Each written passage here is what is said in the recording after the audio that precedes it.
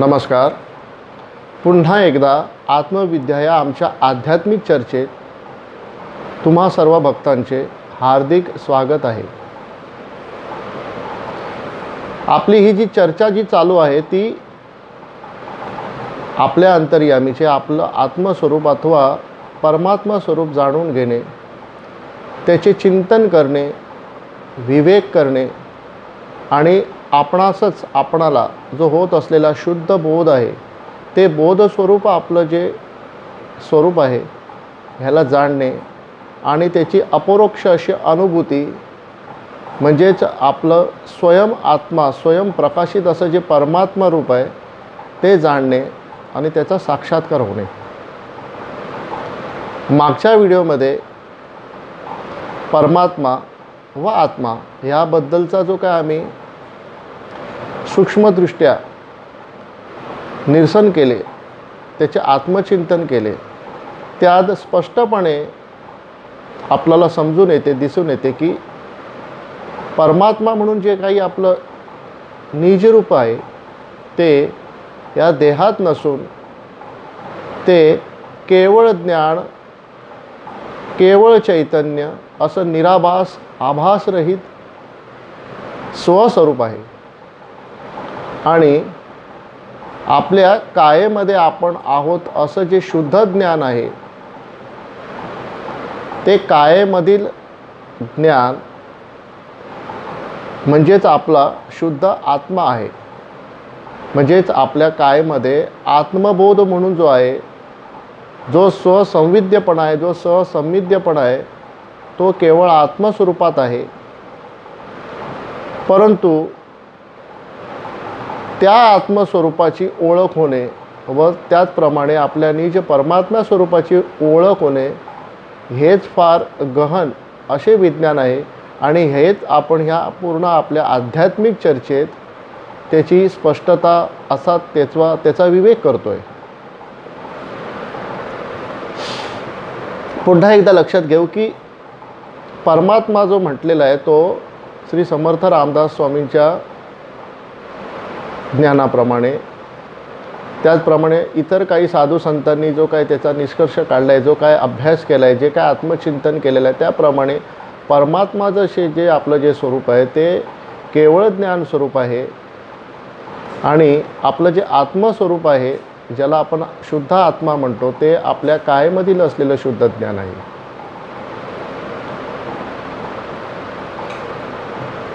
श्री निसर्गदत्त महाराजांनी ह्या कायेच्या ज्ञानाला पदार्थ ज्ञान असं म्हटलेलं आहे. कारण हे ज्ञान आपल्या अंतर्यामी पदार्थजन्य अशा पदार्थामध्ये शुद्ध सत्वगुण अशा महत्त्व रूपाने उपस्थित असते. परंतु ते कायाधर्मी असल्यामुळे जसा जसा हा देह, जशी जशी ही काया जीर्ण होते उतार वयात, त्याप्रमाणे हा सत्वगुणसुद्धा म्हणजे जी जाणीव कळा जी आहे ती सुद्धा उतरत जाते.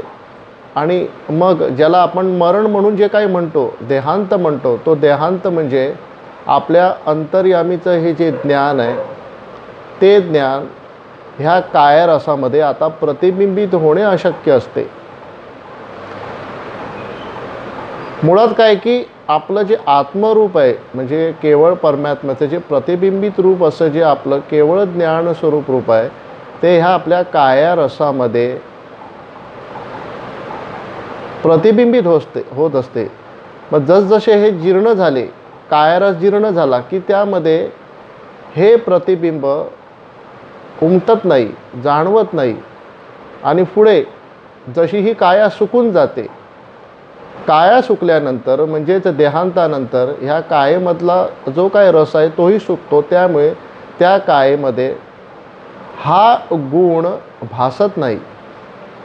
ह्याचा अर्थ असा नव्हे की आपला मृत्यू झाला आहे. तर ह्यामध्ये आपण कोण हे जाणणे हे फार गरजेचे आणि महत्त्वाचे आहे. म्हणजे कायेमध्ये असलेले ज्ञानसुद्धा आपणच आहोत, परंतु कायेमध्ये असलेले ज्ञान केवळ आपण आत्मस्वरूपात आहोत. पण मूळतः आपण ह्या कायेमध्ये असलेले जे ज्ञान आहे त्या कायेमध्ये असलेल्या ज्ञानाच्या ज्ञान, या कायेमध्ये असलेल्या ज्ञानाला जाणणारे आपण केवळ ज्ञान आहोत आणि ते म्हणजे आपलं निजरूप असं परमात्मा रूप आहे. म्हणजे थोडक्यात मृत्यू म्हणजे काय की आपण जे केवळ परमात्मा आभासरहित निराभास रूप जे आहोत त्या आपल्या केवळ ज्ञानाला आपण आहोत असं भासत नाही, ह्यालाच मृत्यू असं म्हणतात. परंतु आपण आपल्या नित्य स्वरूपात सदोदित असतो, नेहमी असतो. फक्त अंतर एवढाच की आपल्याला देह नसल्यामुळे देहामध्ये असलेला जो आभास आहे तो आभास आपल्याला होत नाही आणि आपण आभासरहित असे मूळ आत्मा म्हणजेच आपण मूळ परमात्मा असे नित्य स्वरूपाने वास करीत असतो.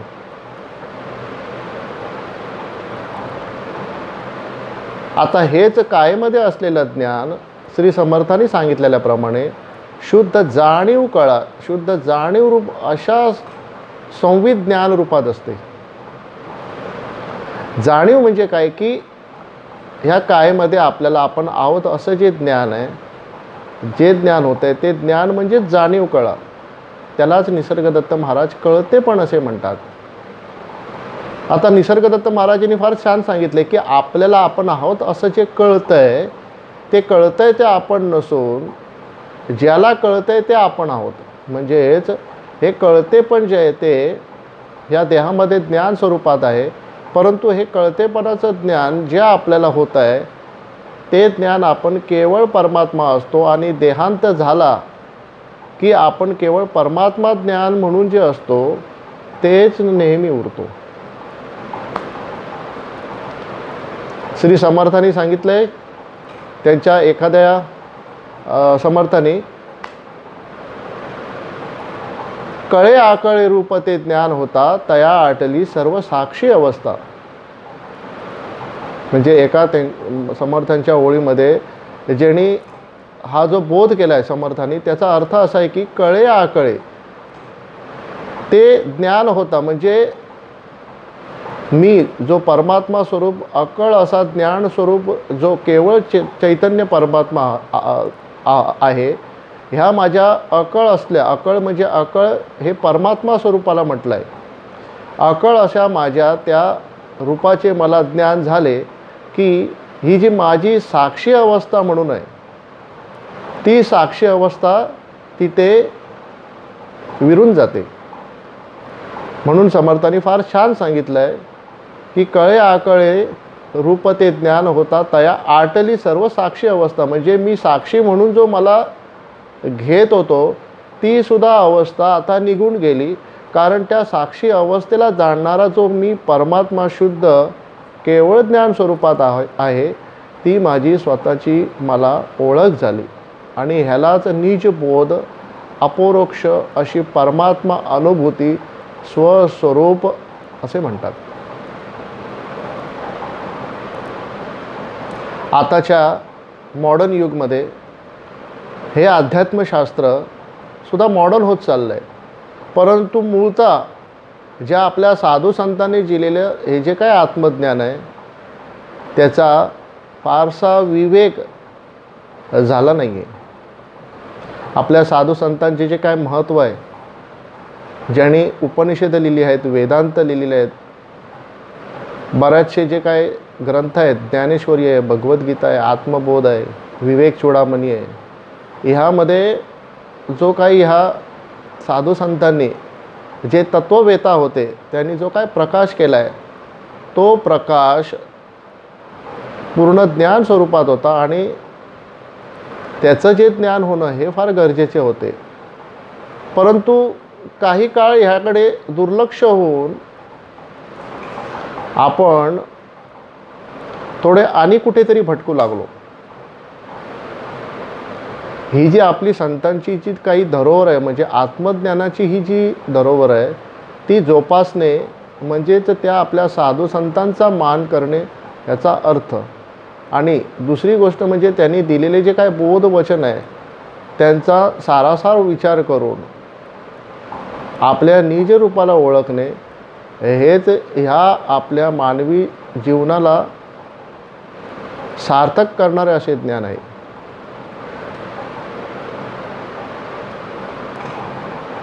पुन्हा एकदा आपण स्पष्ट करू की स्पष्ट म्हणण्यापेक्षा उजळणी करू की आपल्याला आपण आहोत असा भास होतो आहे. म्हणजे सर्वात आपला अनुभवाची जी पहिली काही गोष्ट आहे ती म्हणजे आपल्याला आपण आहोत अशी जाणीव जाणवते. म्हणजेच आपण आहोत असा भास होतो आहे. मग आपण आहोत असा भास होतो आहे तो आपल्याला होतो आहे. मग कुठल्या आपल्याला होतो आहे? तर आपण जे निराकार निर्गुण असे केवळ ज्ञानस्वरूप परमात्मा म्हणून जे आहोत त्याला हे ज्ञान होतं आहे. आणि जो भास म्हणून जो होतो आहे तो भास ह्या काळेमध्ये आत्मस्वरूपात शुद्ध सत्वगुणाचा होतो आहे. मुळातच परमात्मा आहे. त्या परमात्म्यामध्ये कोणताही गुणदोष अथवा कोणताही गुण नाही. म्हणून सत्वगुणयुक्त असा जो भास आहे तो निराकार निर्गुण परमात्मा नसून त्या ज्ञानाला जाणणारा म्हणजे निराकार निर्गुण परमात्मा आहे. आणि तेच आपलं खरं निज रूप आहे. अध्यात्मशास्त्र म्हणजे आपलं जे सर्वात अगोदर आधी असलेलं जे स्वरूप आहे, जे निजरूप आहे, त्या निजरूपाला जाणणे, त्याचा बोध होणे आणि आपणच आपल्या स्वस्वरूपाला ओळखणे. आत्मसाक्षात्कार म्हणजे स्वतःकरिता मी कोण आहे ह्याचा पूर्ण विवेकरित्या आत्मचिंतनाने बोध होणे आणि अपरोक्ष अनुभूतीचा अनुभव होणे. आता आपल्याला फार सवय असते की आपण म्हणजे आपण आपल्याला देहरूपाने घेत असतो. परंतु आपण देहरूप नसून आपण या देहरूपाला जाणणारे आत्मरूप असतो. आणि त्याही पलीकडे या आत्मरूपाला जाणणारे आपण परमात्मा स्वरूप असे स्वस्वरूप असतो.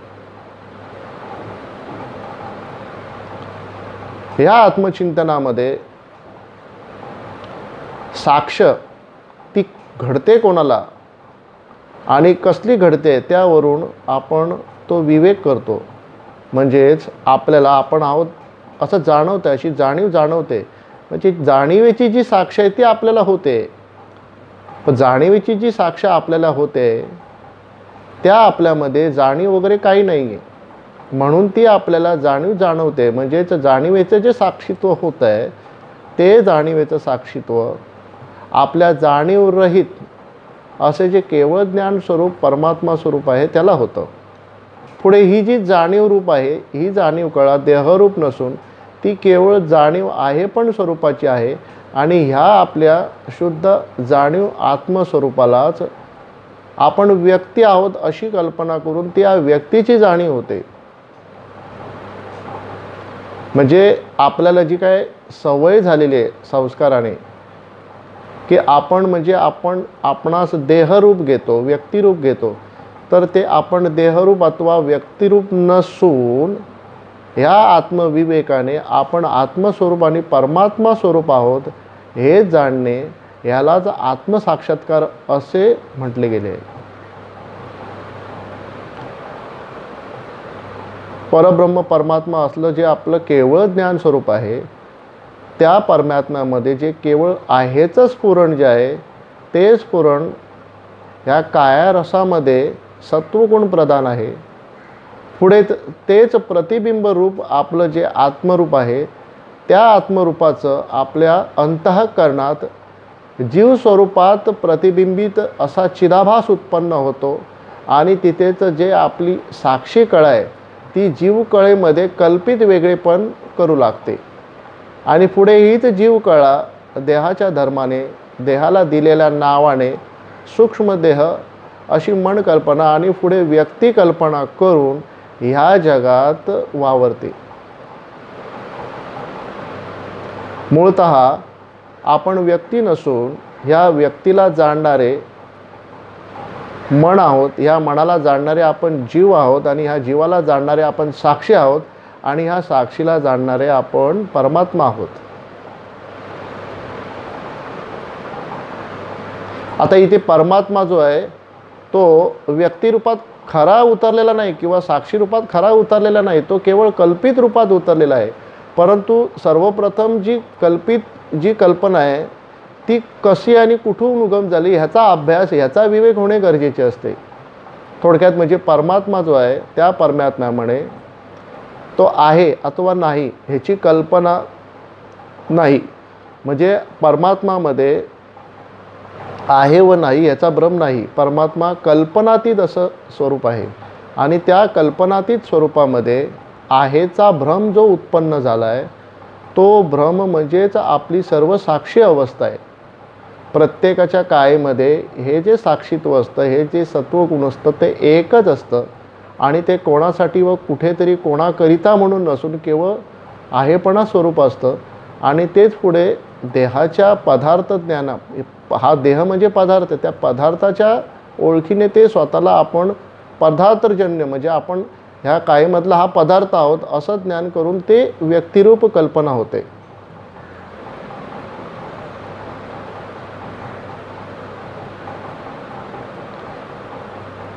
श्री भगवंत कृष्णाने उद्धवाला हाच बोध केला आहे की हे उद्धवा की तुझी काया, तुझं देह अथवा तुझं जे काय अहंभाव आहे तो सोडून, तो बाजूला ठेवून तुझ्या अंतःकरणाचे केवळ स्फुरण म्हणून जे आहे ते केवळ स्फुरण मी पण रहित आहे. म्हणजे मी अहंकार रहित आहे आणि अहंकार रहित जे मी स्फुरण आहे ते म्हणजे तुझं खरं आत्मस्वरूप आहे. आणि ते तुझं आणि माझं वेगळं नसून सर्व प्राण्यामध्ये एकच असं स्फुरण आहे आणि तोच खरा आपला आत्मा आहे. हाच बोध भगवंत कृष्णाने अर्जुनालाही केला की मी प्रत्येकाच्या हृदयात शुद्ध चैतन्य स्वरूपात वास करीत असतो आणि त्याही पलीकडे मी माझ्या निज रूपात परमात्मा स्वरूपात असतो.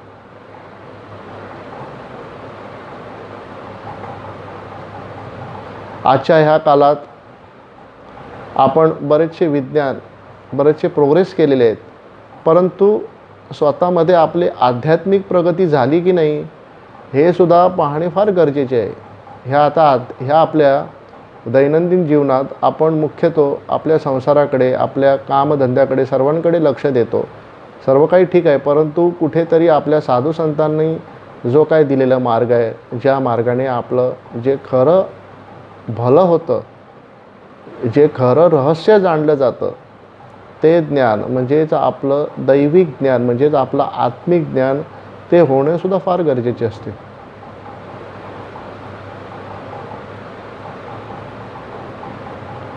मूलतः आपलं जे परमात्मा स्वरूप असतं ते परमात्मा स्वरूप आपण आपलं रूप विसरलेलो असतो.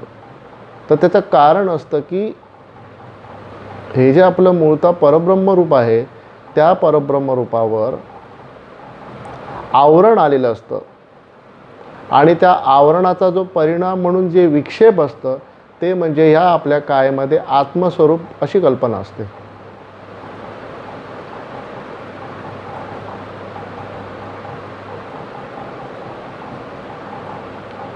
म्हणजेच परमात्माचं जे ज्ञानकळ आहे त्या ज्ञानकळेमध्ये आवरण उत्पन्न झाल्यामुळे ते ज्ञान स्वतःला ओळखत नाही आणि ते ज्ञान स्वतःला कल्पित स्वरूपात साक्षी अशी घेते. पुढे हे जे साक्षी असं जे आत्मतत्व जे आपल्या कायेमध्ये चैतन्य गुण जाणीव सत्वगुण रूपात आहे ते सुद्धा आपल्याला विसरते आणि त्याचा विक्षेप म्हणजे व्यक्तिकल्पना अशी उत्पन्न होते. इथे विक्षेप झाला की विक्षेप करणारा जो मूळ आहे तो आपल्या स्वरूपास विसरतो. म्हणजेच भगवंत कृष्णाने सांगितलं की आपल्या स्वरूपाचा विसर पडल्यामुळेच आपण आपल्याला व्यक्तिरूप घेतो आहे.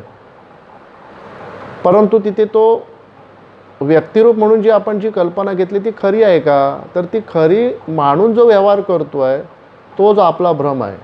मग ह्या भ्रमातून आपल्या व्यक्तिकल्पनेतून मुक्त होणे आणि ह्या आत्मस्वरूपी आत्मकल्पनेतून सुद्धा मुक्त होऊन म्हणजेच आपल्या ह्या मूळ आहेपणातूनच मुक्त होणे म्हणजेच ती खरी परममुक्तता आहे. आणि त्याच वेळी आपलं स्वतःचं अपरोक्ष असं परमात्मा स्वरूप आपल्याला प्रत्यक्ष अनुभवास येतं आणि हा अनुभव म्हणजे अपरोक्ष अशी केवळ ज्ञान अनुभूती असते.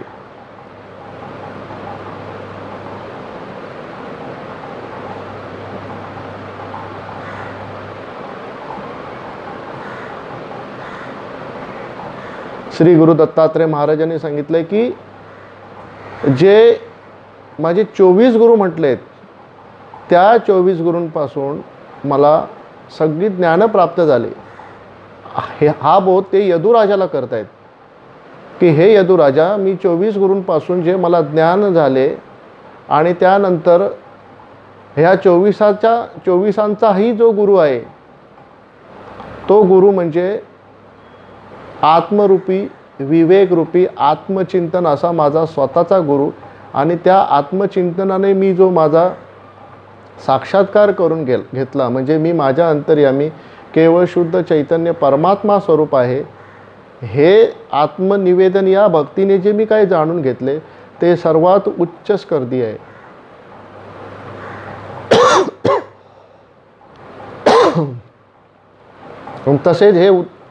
तसेच हे यदुराजा, तूही तुला तुझ्या अंतर्यामी ह्या तुझ्या उच्च पदाला जाणून घे आणि तुझं स्वरूप तू प्राप्त कर.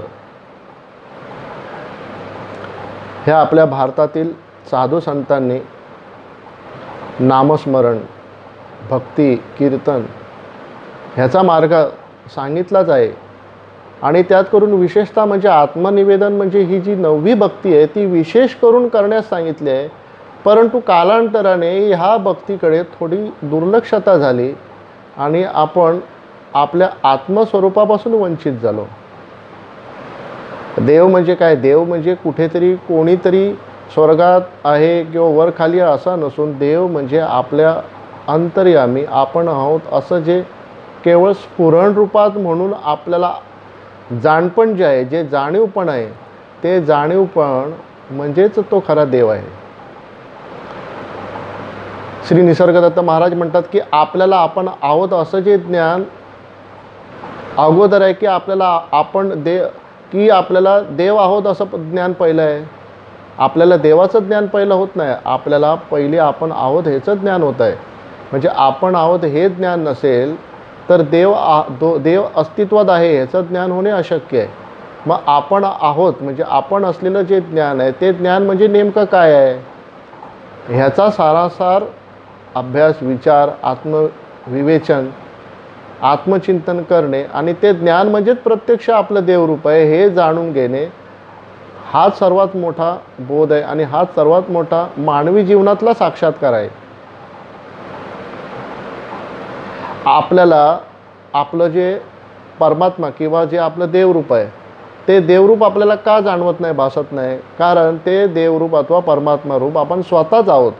आपण जे स्वतःच आहोत ते आपलं स्वतःचं रूप आपल्याला स्वतःला जाणवू शकत नाही, परंतु आपल्या वेगळं जे काही ते आपल्याला जाणवतं. आपल्या अंतर्यामी आपण जे केवळ ज्ञान स्वरूप परमात्मा आहोत ते केवळ ज्ञान स्वरूपात आहोत, म्हणून आपल्याला आपण आहोत असं जाणवत आहे. म्हणजे जाणीव जो गुण आहे तो आपल्याला जाणवतोय, परंतु तो जाणीव गुण जो आहे त्या जाणीव गुणाला आपण जे परमात्मा आहोत ते जाणवणार नाही, कारण तो जाणीव गुण आपल्या वेगळा आहे. हा जो विवेक करणं हा फार महत्त्वाचा आहे. जाणीव आपल्याला जाणवते, आपण त्या जाणीवेला जाणवले जात नाही, हा सर्वप्रथम आहे. कारण जाणीव म्हणजे आपण नसून त्या जाणीवेचे जाणते आपण आहोत. आणि जाणीव म्हणजे हा शुद्ध सत्व गुण आहे. आणि ह्या क्षणी इथे आपल्याला हा जाणीव कळा जाणवते. जाणीव आपल्याला आपण आहोत असं जाणीव जाणवते. मग जाणीव जी आपल्याला जाणवते ते आपलं प्रत्यक्ष परमात्मा स्वरूप पूर्ण सिद्ध आहे. फक्त इथे विवेक व्हावा लागतो आणि हा विवेक क्षणभराचा आहे. केवळ क्षणाचा विलंब आणि तुम्ही स्वतःच्या परमात्मा स्वरूपाला ओळखता. त्याचप्रमाणे तुम्ही जाणीव अशा कल्पित रूपावरून तुम्ही देह आहात असं जाणवतं. म्हणजे मी देह आहे असं जे जाणवणे होतं ते जाणवणे ह्या शुद्ध जाणीवेला होतं. म्हणजे प्रतिबिंबित रूप जे असतं ते आपल्याला जाणवतं, परंतु ते ज्या आपल्याला जाणवते ते आपण बिंब स्वरूपात असतो. आणि म्हणूनच आपण बिंबरूपी आपल्याला आपल्या वेगळे होऊन जाणवू शकत नाही, तर आपल्या वेगळं काय आहे ते आपल्याला जाणवतं. आणि त्या वेगळेपणाच्या जाणवण्यावरून आपण आपलं जे बोधस्वरूप जे बिंबरूप आहे ते ओळखावं.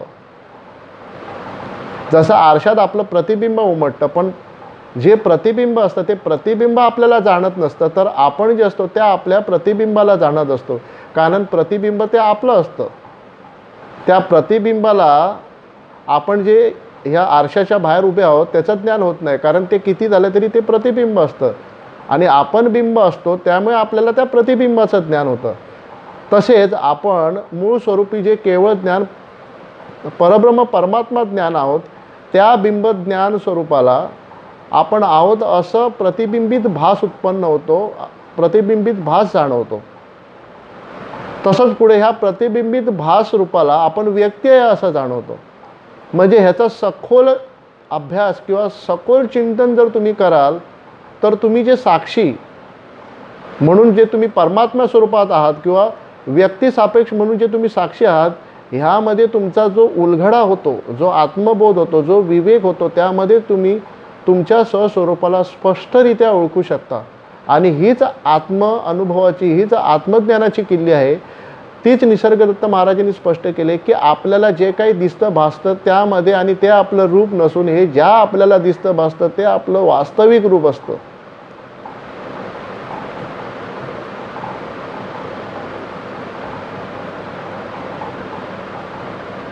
श्री महाराज निसर्गदत्त महाराजांनी सांगितले की आपलं जे रूप आहे ते विसरलेलं रूप आहे, परंतु ते विसरलेलं जे रूप आहे ते नित्य सत्य असल्यामुळे त्या विसरलेल्या रूपाचा आपल्याला कधीही विसर पडलेला नाही, कारण तेच एक खरं आहे, तेच एक सत्य आहे. परंतु फक्त आपण जे परमात्मा आहोत ते आपण आपल्यावर असलेलं न ओळखण्याचं जे आवरण आहे ते न ओळखण्याचं आवरण आत्मज्ञानाने जाणून घेणे आणि आपल्या त्या सर्वपदी आपल्या निज स्वरूपाला ओळखणे, हेच ह्या आत्मविवेक, आत्मचिंतन, आत्मविद्या आणि आपल्या ह्या अध्यात्म चर्चेचा मूळ विषय आहे.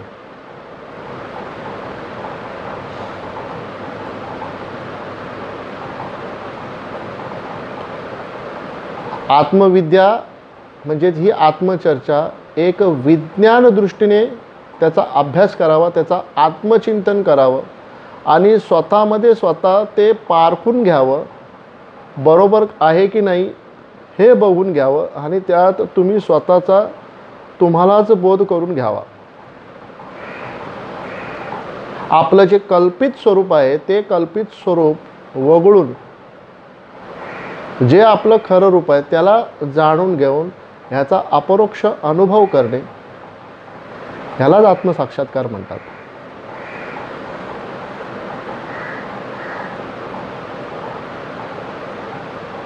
हा असाच आध्यात्मिक मार्ग आपला पुढे चालू राहील. कोणाला काही कॉमेंटमध्ये काही जर सांगायचं असेल, विनंती असेल तर तुम्ही अवश्य कळवावी.